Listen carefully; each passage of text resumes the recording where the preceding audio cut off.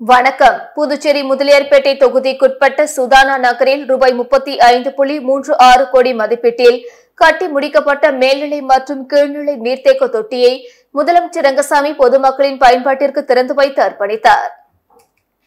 புதுச்சேரி முதலியார்பேட்டை தொகுதிக்குட்பட்ட சுதானா நகரில் ரூபாய் 35.36 கோடி மதிப்பீட்டில் 20 லட்சம் லிட்டர் கொள்ளளவு கொண்ட மேல்நிலை நீர்த்தேக்க தொட்டி, 10 லட்சம் லிட்டர் கொள்ளளவு கொண்ட கீழ்நிலை நீர்த்தேக்க தொட்டி கட்டப்பட்டு நீர் உந்துகள், குழாய்கள், நீர் பங்கீட்டு குழாய்கள், மோட்டார் பம்ப் செட்டுகள், 7182 புதிய குடிநீர் இணைப்புகள் அமைக்கப்பட்டுள்ளன. இதன் திறப்பு விழா இன்று நடைபெற்றது. இதில் சிறப்பு விருந்தினராக முதலமைச்சர் ரங்கசாமி கலந்து கொண்டு நீர்த்தேக்க தொட்டிகளை பொதுமக்களின் பயன்பாட்டிற்கு திறந்து வைத்தார். உடன் சபாநாயகர் செல்வம், பொதுப்பணித்துறை அமைச்சர் லட்சுமி நாராயணன், தொகுதி சட்டமன்ற உறுப்பினர் சம்பத், அரியாங்குப்பம் தொகுதி சட்டமன்ற உறுப்பினர் பாஸ்கர் என்கிற தட்சிணாமூர்த்தி, பொதுப்பணித்துறை செயலாளர் ஜெயந்த்குமார், பொதுப்பணித்துறை தலைமை பொறியாளர் தீனதயாளன், கண்காணிப்பு பொறியாளர் பாலசுப்பிரமணியன், பொது சுகாதார கோட்ட செயற்பொறியாளர் உமாபதி, உதவி பொறியாளர் சுந்தரி, இளநிலை பொறியாளர் தணிகைவேல் மற்றும் முதலியார்பேட்டை, அரியாங்குப்பம் தொகுதி முக்கிய பிரமுகர்கள், ஊர் மக்கள் பலர் கலந்து கொண்டனர்.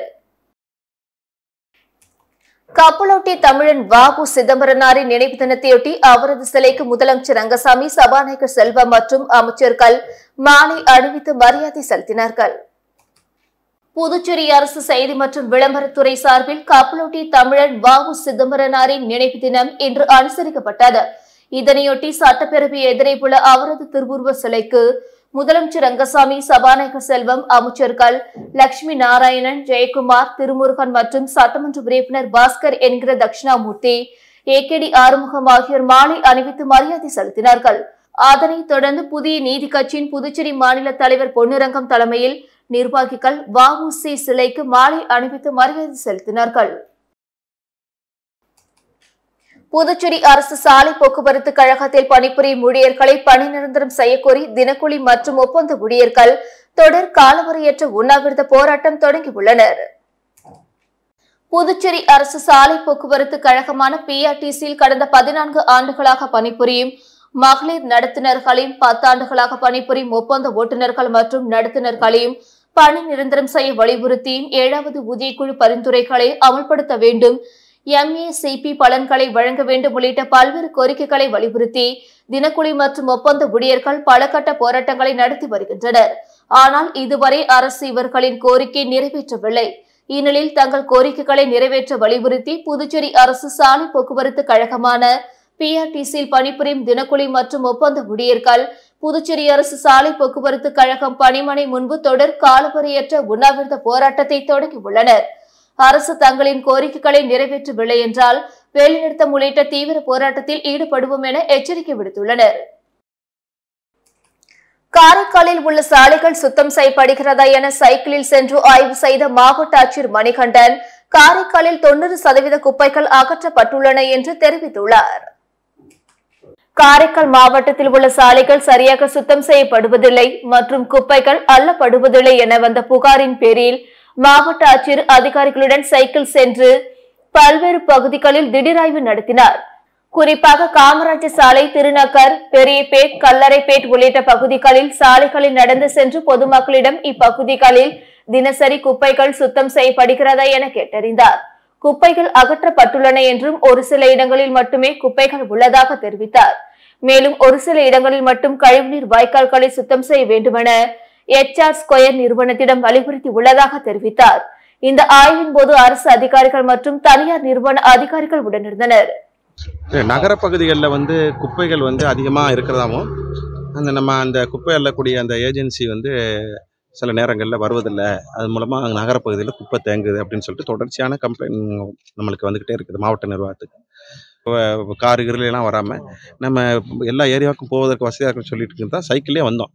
என்னோட அதிகாரிகள் எல்லாமே நகராட்சி அதிகாரிகள் வந்திருக்கிறாங்க. இன்னும் HR ஸ்கொயர் அதிகாரிகள் கூட எங்கள் கூட தான் பயணித்தாங்க. பெரும்பாலான இடங்களில் ஒரு 90% மேற்பட்ட இடங்களில் குப்பைகள் அள்ளப்பட்டிருக்குது. அதை நாங்கள் பார்க்குறோங்க, நேர்களை பார்க்குறோம். ஊழியர்களும் பணிபுரிகிறாங்க. அதுக்குரிய வண்டிகள்லாம் பார்த்தோம், அவங்கள்ட்டையும் பேசினா அவங்களும் வராங்க. சில இடங்களில் அந்த ட்ரைனேஜிலெல்லாம் பிளாக்கிங் இருக்குது, குப்பைகள்லாம் ஒரு இடத்துல எரிஞ்சிட்டு போயிருக்காங்க. ஸோ அது எதற்காக அப்படின்னு கேட்கும்பொழுது ஒரு 2 நாளைக்கு ஒரு தடவை வர்றாங்க. அப்படி இருக்கும் பொழுது பொதுமக்கள் தங்கள் வீட்டில் இருக்கிறத போய் பொது இடங்களில் தூக்கி போட்டுறதாக வருது. பொதுமக்களுக்கு என்னுடைய வேண்டுகோள் என்னன்னா, பொது இடங்கள்ல அந்த குப்பைகளை எரியாதீங்க. அது 2, 3 நாள் சேர்ந்த பிறகு அது தேவையற்ற ட்ரெயினில் பிளாக்கேஜ் உண்டாகுது, சாக்கடை அது மூலமாக ஓட மாட்டுது. இது மாதிரியான பிரச்சனைகள் வரும்போது டெங்கு அது மாதிரியான மழைக்கால வியாதிகள்லாம் அதிகமாக வரும். அதை நீங்கள் கொஞ்சம் தவிர்க்கணும். மிர்ரா அல்பாசா அன்னையின் 51வது நினைவு தினத்தையொட்டி புதுச்சேரியில் உள்ள அவரது சமாதியில் பக்தர்கள் வழிபட்டனர். புதுச்சேரியில் அரவிந்தர் ஆசிரமம் உள்ளது. அரவிந்தர் ஆன்மீக வழியை பின்பற்றி பிரான்ஸ் நாட்டை சேர்ந்த மிர்ரா அல்பாசா புதுச்சேரி வந்து ஆசிரமத்தில் தங்கினார். அவர் அரவிந்தர் ஆசிரமம் மற்றும் ஆரோவில் நகரை ஏற்படுத்தினார். அவரை பக்தர்கள் ஸ்ரீ அன்னை என்றே அழைக்கின்றனர். புதுச்சேரி மணக்குள விநாயகர் கோயில் பகுதியில் உள்ள அரவிந்தர் வாழ்ந்த ஆசிரமத்தில் வாழ்ந்த மிர்ரா அல்பாசா கடந்த 1973ஆம் ஆண்டு நவம்பர் 17ஆம் தேதி மகா சமாதி நிலையை அடைந்தார். அவரது மகா சமாதி தினத்தன்றுதான் அரவிந்தர் ஆசிரமத்துக்குள் பொதுமக்கள் பக்தர்கள் அனுமதிக்கப்பட்டு வருகின்றனர்.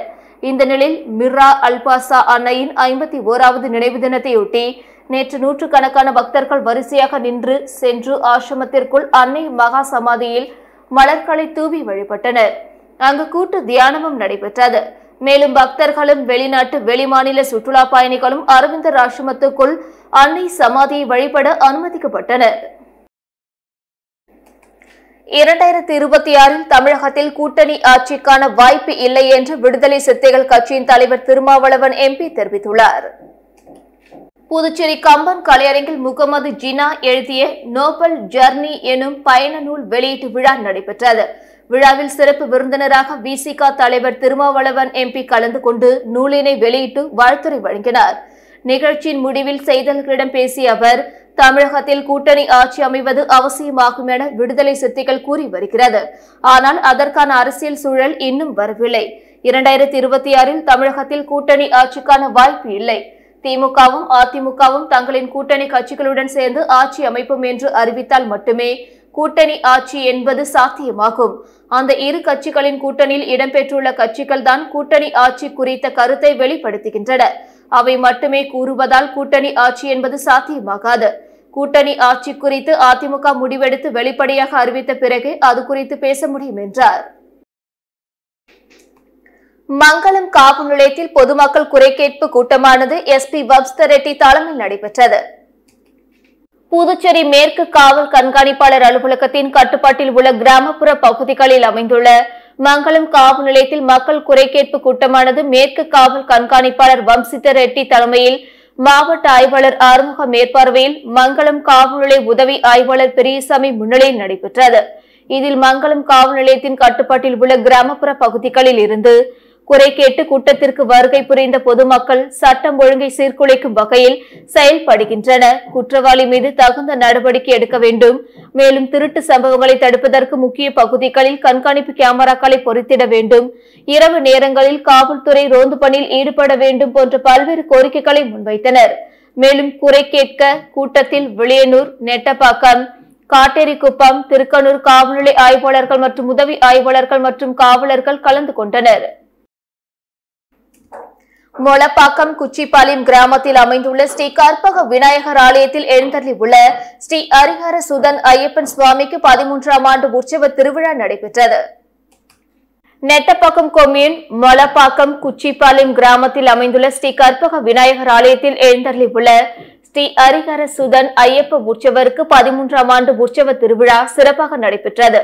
காலை விநாயகர் பூஜையுடன் தொடங்கிய உற்சவ திருவிழாவை முன்னிட்டு பலவித மூலிகை பொருட்களால் கணபதி ஹோமம், ஐயப்பன் மூலமந்திர ஹோமம் ஆகியவை நடைபெற்றது. பகல் 11:30 மணி அளவில் ஸ்ரீ கற்பக விநாயகருக்கும் ஸ்ரீ ஹரிஹர சுதன் ஐயப்பனுக்கும் பஞ்சாமிர்தம், பன்னீர், சந்தனம், விபூதி மற்றும் நெய் ஆகியவற்றால் அபிஷேகம் செய்யப்பட்டு மகா தீபார்த்தனை காண்பிக்கப்பட்டது. இவ்விழாவில் புதுச்சேரி மாநில சபரிமலை ஐயப்ப சேவா சமாஜத்தின் உறுப்பினர்கள், ஐயப்ப பக்தர்கள், பெண்கள், ஊர் பொதுமக்கள் என ஏராளமானோர் கலந்து கொண்டு அய்யன் அருள் பெற்றனர். புதுச்சேரி வில்லியனூர் திருக்காஞ்சி கங்கை வராக நதீஸ்வரர் ஆலயத்தில் திவ்ய பிரபந்த வளர்ச்சி பெருவிழா நடைபெற்றது. வில்லியனூர் அடுத்த திருக்காஞ்சியில் உள்ள கங்கை வராக நதீஸ்வரர் கோயில் வளாகத்தில் புதுச்சேரி மாநில ஆலய அர்ச்சகர்கள் பாதுகாப்பு கழகம் சார்பில் இந்து சமய சனாதன வேத ஆகம திருமுறை திவ்ய பிரபந்த வளர்ச்சி பெருவிழா நேற்று மதியம் நடந்தது. இதில் சிறப்பு விருந்தினராக கவர்னர் கைலாஷ்நாதன் கலந்து கொண்டு வேதகாம திருமுறை திவ்ய பிரபந்த வளர்ச்சிக்கு சேவை ஆற்றியவர்களுக்கு விருதுகள் வழங்கி கௌரவித்தார். சிறந்த சைவ தொண்டிற்கான விருது, சிறந்த ஆன்மீக பணிக்கான விருது, ஆலய நித்திய பூஜையில் இசை அர்ப்பணிப்பு விருது, சிறந்த ஆலய கைங்கரிய விருது உள்ளிட்ட பல்வேறு விருதுகள் வழங்கப்பட்டது. விழாவில் சபாநாயகர் செல்வம், வேளாண் அமைச்சர் தேனி ஜெயக்குமார் மற்றும் திரளான பக்தர்கள் கலந்து கொண்டனர். முன்னதாக கவர்னருக்கு அமைச்சர் தேனி ஜெயக்குமார் 5 கிலோ எடை கொண்ட சாக்லேட் மாலை அணிவித்து வரவேற்றார்.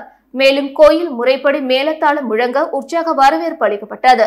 தொடர்ந்து கங்கை வராக நதீஸ்வரர் கோயிலில் கவர்னர் வழிபாடு செய்தார். தெற்கு பகுதி காவல் கண்காணிப்பாளர் பக்தவச்சலம் தலைமையில் மக்கள் குறைதீர் நாள் நிகழ்ச்சி அரியாங்குப்பம் காவல் நிலையத்தில் நடைபெற்றது. புதுச்சேரியில் ஆபரேஷன் திரிசூல் மூலம் ரவுடிகளின் நடமாட்டத்தை கண்காணித்து குற்ற சம்பவங்களை தடுக்கும் வகையில் புதுச்சேரி தெற்கு பகுதி காவல்துறையினர் பல்வேறு கட்ட நடவடிக்கைகளை மேற்கொண்டு வருகின்றனர். இருப்பினும் குற்ற சம்பவங்கள் குறைந்தபாடில்லை. நாளுக்கு நாள் குற்றங்களும் குற்றவாளிகளும் அதிகரித்து வருகின்றனர். மேலும் பல்வேறு வழக்குகள் நிலுவையில் உள்ளது.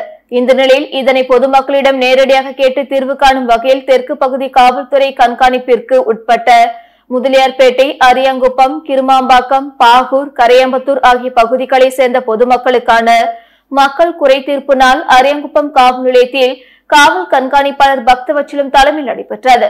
இதில் ஆய்வாளர் கலைசெல்வம், சஜித், கண்ணன், துணை ஆய்வாளர்கள் கதிரேசன், விஜயகுமார், குமார், சண்முக சத்யா மற்றும் காவலர்கள் பலர் மக்களின் குறைகளை கேட்டறிந்தனர்.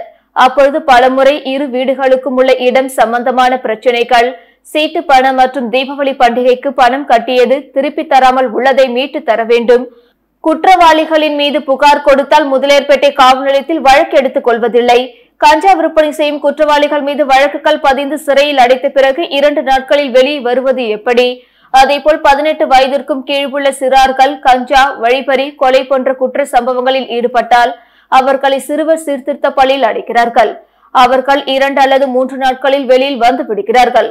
எனவே அவர்களை பெரிய ரவுடிகள் கைவசமாக்கி மேலும் குற்ற சம்பவங்கள் செய்ய பயன்படுத்துகிறார்கள். காவல்துறையினர் அந்தந்த காவல்துறை சரகத்திற்குட்பட்ட பகுதிகளில் அன்றாடம் ரோந்து பணியில் ஈடுபட வேண்டும் உள்ளிட்ட சரமாரியான கேள்விகளை முன்வைத்தனர். புதுச்சேரியில் பல்வேறு இடங்களில் பைக்குகளை திருடிய 3 வாலிபர்களை லாஸ்பேட்டை போலீசார் கைது செய்தனர். புதுச்சேரி கருவடிக்குப்பம் சிவாஜி சிலை அருகே Lawspet inspector Iniyan, sub inspector Ansar Basha தலைமையிலான போலீசார் நேற்று முன்தின மாலை தீவிர வாகன சோதனை மேற்கொண்டனர். அப்பொழுது அவ்வழியே ஒரே பைக்கில் 3 பேர் வந்தனர். அந்த பைக்கை தடுத்து ஆவணங்களை கேட்டபோது அது திருட்டு வண்டி என தெரிய வந்தது. இதையடுத்து பைக்குடன் 3 பேரையும் காவல் நிலையம் அழைத்து வந்து விசாரணை நடத்தினர். அதில் திருபுவனைப்பாளையம் பாரதிதாசன் நகரை சேர்ந்த ரியாஸ் அகமது, வானரப்பேட்டை சேர்ந்த சஞ்சய் என்கிற சொம்பு, முதலியார்பேட்டை அனிதா நகரை சேர்ந்த சிவகுமார் என்பதும், லாஸ்பேட்டையில் 2 இடங்களிலும், ரெட்டியார்பாளையம் காவல் சரகத்தில் 1 இடத்திலும் என மொத்தம் 3 பைக்குகள் திருடியது தெரிய வந்தது. இதையடுத்து 3 பேரையும் போலீசார் கைது செய்தனர். அவர்களிடமிருந்து 3 பைக்குகளையும் பறிமுதல் செய்தனர். பின்னர் அவர்களை மாஜிஸ்திரேட் முன் ஆஜர்படுத்தி காலப்பட்டு மத்திய சிறையில் அடைத்தனர். விழுப்புரம் மாவட்டம் திண்டிவனத்தில் பிரசித்தி பெற்ற அங்காள பரமேஸ்வரி கோவிலில் மகா கும்பாபிஷேகம் விழா வெகு விமர்சையாக நடைபெற்றது. விழுப்புரம் மாவட்டம் திண்டிவனம் செஞ்சி ரோட்டில் உள்ள பிரசித்தி பெற்ற அங்காளம்மன் திருக்கோவில் அமைந்துள்ளது. இக்கோவிலில் திருப்பணிகள் முடிவடைந்து கும்பாபிஷேகம் வெகு விமர்சையாக நடைபெற்று வருகிறது. இதையொட்டி அங்காளம்மனுக்கு சிறப்பு பூஜையுடன் விழா தொடங்கியது. தொடர்ந்து முதல் யாகசாலை பூஜை நடைபெற்றது. அதனைத் தொடர்ந்து 2ஆம் கால யாகசாலை பூஜையும் 3ஆம் கால யாகசாலை பூஜையும் நடைபெற்று மகா தீபார்த்தனை நடைபெற்றது. தொடர்ந்து விழாவில் முக்கிய யாகசாலை பூஜை நடைபெற்று மகா தீபார்த்தனை நடந்தது. அதைத் தொடர்ந்து மகா பூர்ணாகிதி நடந்தது. பின்னர் கடம் புறப்பாடு நடந்தது. இதில் யாகசாலையில் வைத்து பூஜை செய்யப்பட்ட புனித நீர் அடங்கிய கலசம் ஊர்வலமாக கோபுரத்துக்கு கொண்டு செல்லப்பட்டது. பின்னர் விமான கலசத்தின் மீது புனித நீர் ஊற்றப்பட்டு மகா கும்பாபிஷேகம் வெகு விமர்சையாக நடைபெற்றது. அப்பொழுது அங்கு திரண்டிருந்த ஏராளமான பக்தர்கள் சாமி தரிசனம் செய்தனர். பின்னர் அங்காளம்மனுக்கு சிறப்பு அபிஷேகம் நடைபெற்று மகா தீபார்த்தனை நடைபெற்றது. கும்பாபிஷேக விழாவை முன்னிட்டு திண்டிவனம் காவல் ஆய்வாளர் விஜயகுமார் தலைமையில் காவல்துறையினர் 20க்கும் மேற்பட்டோர் பாதுகாப்பு பணியில் ஈடுபட்டனர். அரியாங்குப்பம் தொகுதிக்குட்பட்ட பல்வேறு பகுதிகளில் தேங்கியுள்ள மழைநீரை சட்டமன்ற உறுப்பினர் பாஸ்கர் பார்வையிட்டு அகற்றும் பணி மேற்கொள்ளப்பட்டது. அரியங்குப்பம் சட்டமன்ற தொகுதி முருங்கப்பாக்கம் பகுதியில் உள்ள அரவிந்த நகர், அன்னை தெரேசா நகர், முருங்கப்பாக்கம் பள்ளத்தெரு, கணபதி நகர், மகாலட்சுமி நகர், செல்வராஜி செட்டியார் தோப்பு ஆகிய பகுதிகளில் மழைநீர் தேங்கியுள்ள பகுதியில் தொகுதி சட்டமன்ற உறுப்பினர் பாஸ்கர் என்கிற தட்சிணாமூர்த்தி பார்வையிட்டு மழைநீரை வெளியேற்றுவதற்கு புதுச்சேரி நகராட்சி உதவியுடன் பொக்லைன் இயந்திரம் மூலம் அகற்றுவதற்கு ஏற்பாடு செய்தார். பணியின் போது புதுச்சேரி நகராட்சி உதவி பொறியாளர் வெங்கடாச்சலபதி, உதவி பொறியாளர் ஞானசேகரன் மற்றும் நகராட்சி ஊழியர்கள், தொகுதி என்ஆர் காங்கிரஸ் கட்சியினர் மற்றும் ஊர் பொதுமக்கள் பலர் உடனிருந்தனர். புதுச்சேரியில் வேலை வாங்கி தருவதாகவும் குறைந்த வட்டியில் கடன் தருவதாகவும் என பல்வேறு வகைகளில் ஆன்லைனில் 5 பேரிடம் ரூபாய் 81,000 மோசடி செய்யப்பட்டுள்ளது. புதுச்சேரி லாஸ்பேட்டை பகுதியை சேர்ந்தவர் தண்டபாணி. இவரிடம் குறைந்த வட்டியில் ரூபாய் 6 லட்சம் தனிநபர் கடன் தருவதாக கூறி அதற்கு செயல்முறை கட்டணமாக ரூபாய் 43,900 வாங்கிக் கொண்டு கடன் ஏதும் வழங்காமல் மோசடி நபர்கள் ஏமாற்றியுள்ளனர். அதேபோல் வெளியனூரை சேர்ந்த பரமசிவம் என்பவர் பேஸ்புக்கில் வரும் விளம்பரத்தை பார்த்து ரூபாய் 4,000க்கு டி ஷர்ட் ஆர்டர் செய்துள்ளார். டெலிவரி தேதி முடிந்தும் அவருக்கு டி ஷர்ட் வந்து சேரவில்லை. அதன் பிறகு அவர் தான் ஏமாற்றப்பட்டதை உணர்ந்தார். அதேபோன்று மூலகுளத்தை சேர்ந்த நந்தினி என்பவர் இன்ஸ்டாகிராமில் வந்த விளம்பரத்தை பார்த்து ரூபாய் 550க்கு செல்போன் கவர் ஆர்டர் செய்துள்ளார். டெலிவரி தேதி முடிந்த பிறகும் அவருக்கு பொருள் வந்து சேரவில்லை. அரும்பார்த்தபுரத்தை சேர்ந்த நித்ய பிரியாவிடம் பழைய நாணயங்களை வாங்கிக் கொண்டு நிறைய பணம் தருவதாகவும் அதற்கு செயல்முறை கட்டணம் என கூறியும் ரூபாய் 1,500 மோசடி செய்துள்ளனர். வேலை வாய்ப்புக்காக சமூக வலைதளத்தில் பதிந்த நபரிடம் வேலை வாங்கி தருகிறேன் என கூறி பல்வேறு தவணைகளாக மொத்தம் ரூபாய் 31,000 வாங்கி மோசடி செய்துள்ளனர். மேற்கண்ட 5 பேரும் புதுச்சேரி சைபர் கிரைம் காவல் நிலையத்தில் புகார் அளித்துள்ளனர். அதன் பேரில் போலீசார் விசாரணை நடத்தி வருகின்றனர். இணைய வழியில் வருகின்ற வேலை வாய்ப்பு, அதிக வருமானம், டிஜிட்டல் அரெஸ்ட், லோன் ஆப் போன்றவற்றை நம்ப வேண்டாம், பணம் செலுத்த வேண்டாம் என புதுச்சேரி இணையவழி போலீசார் எச்சரிக்கை விடுத்துள்ளனர். இத்துடன் செய்திகள் நிறைவடைந்தன. வணக்கம்.